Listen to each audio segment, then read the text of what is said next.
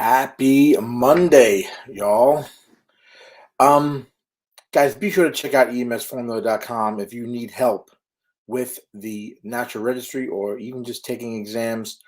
I really think that the content there is going to help you not just get a plan on how to take tests, but also how to prepare and know what to expect. And part of that is why I wanted to do this video today. So do me a favor, if you're watching this live right now, you're watching the recording, hit that like button down there so that I know you're watching it and that it helps other people find this video. So pop in a like for me there.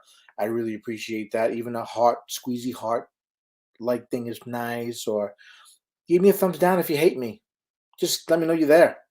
And if you want to comment, go ahead and do that as well. And we can maybe address something you have there as well. Thanks, Joshua. Appreciate that comment, brother.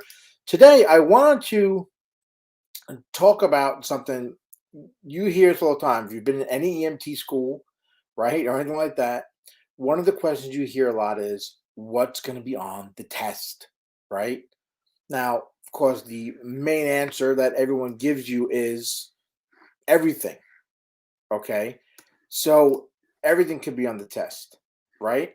So the thing is knowing what part of everything is going to be on the test. All right. So when it comes to the National Registry, you have to think about the test in general. All right. If you don't know, it is a adaptive test, right? So questions get given to you based on how you're answering the questions. But when you want to know what's on the actual test itself, think about the areas that are going to be you're expected to know, right? Uh, in general, you're going to have about 85% of the questions will be adult, about 15% will be pediatric. Okay. This can help you a little bit when you're studying what to kind of focus on. But if you really want to know what the NREMT will have on the test, what you're expected to know, the best way is to use the stuff that's out there. You don't got to buy a course or anything like that.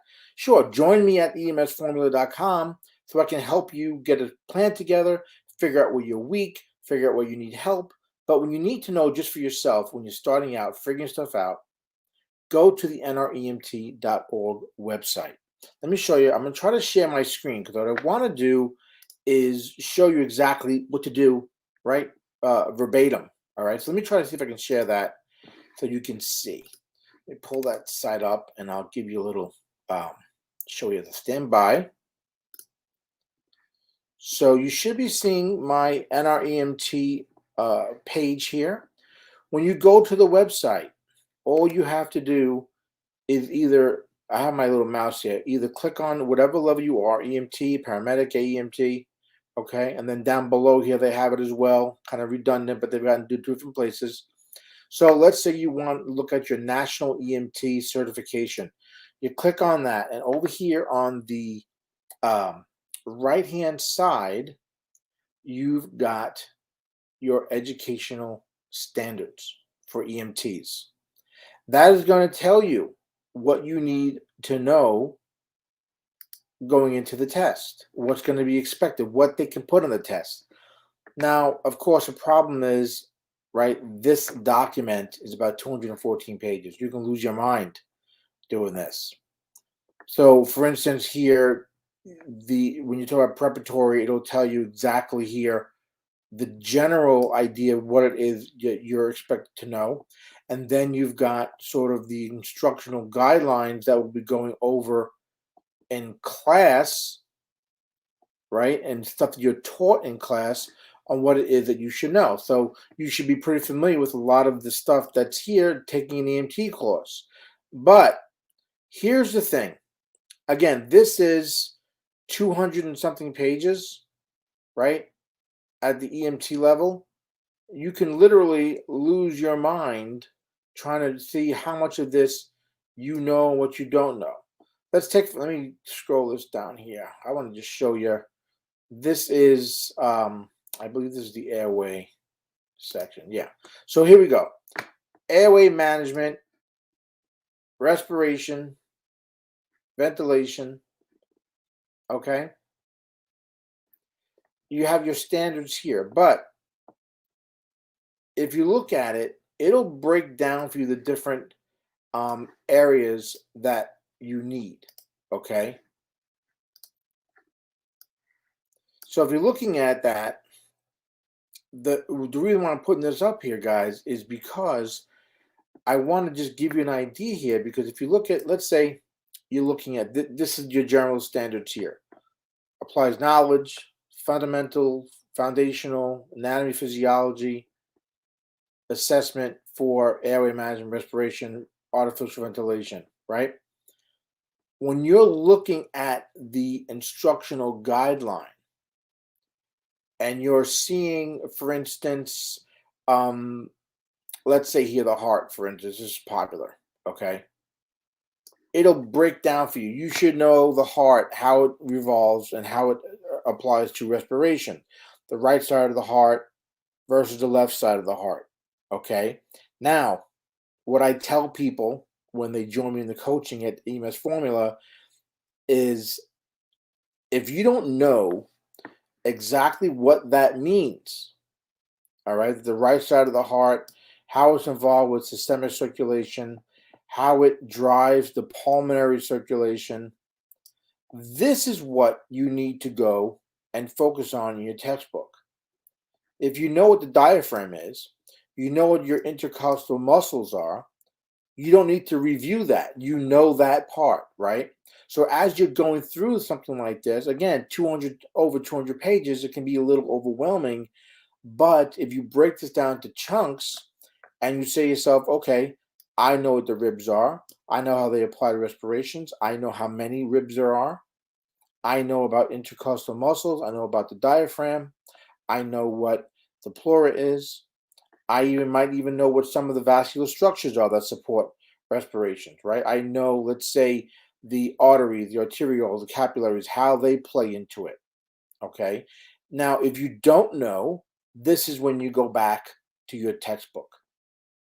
Rather than trying to study everything that's included in a 212-page guideline outline of what you're expected to know, you can just review this stuff and then crack open your textbook. Okay, so I hope this is making a little bit of sense here when it comes to what I'm trying to get by here. Because the reason why I want you to kind of think about this, because again, your textbook is a few hundred pages. Now this outline is a few hundred pages. It can get so overwhelming. All right.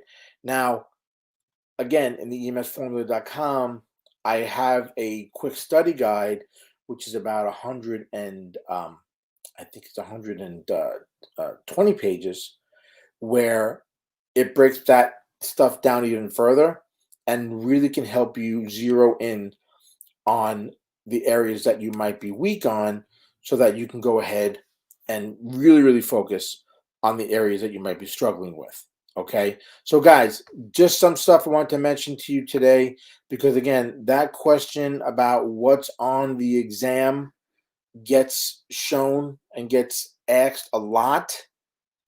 All right, so the fact that you can kind of use it's a free resource, it's out there, it's what's expected of you as a provider, okay, is the NREMT.org website. Use the resource that's out there, that's available to you, okay, before you start buying stuff. All right, but if you need additional help, additional push, go check out emsformula.com. I think that might be the answer to what you need to do in order to push you over the edge and really get a plan in place and get the methods of studying and testing down. That's going to help you guys not just with natural registry, but everything going forward in your EMS career.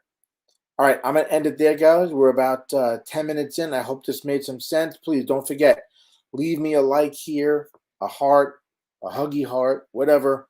Just let me know that you're watching this stuff. It's helping you out even just a little bit, because you can just get one thing out of this. It's going to help you a bunch. All right, guys, that's it for me. Jim Hoffman, stay safe.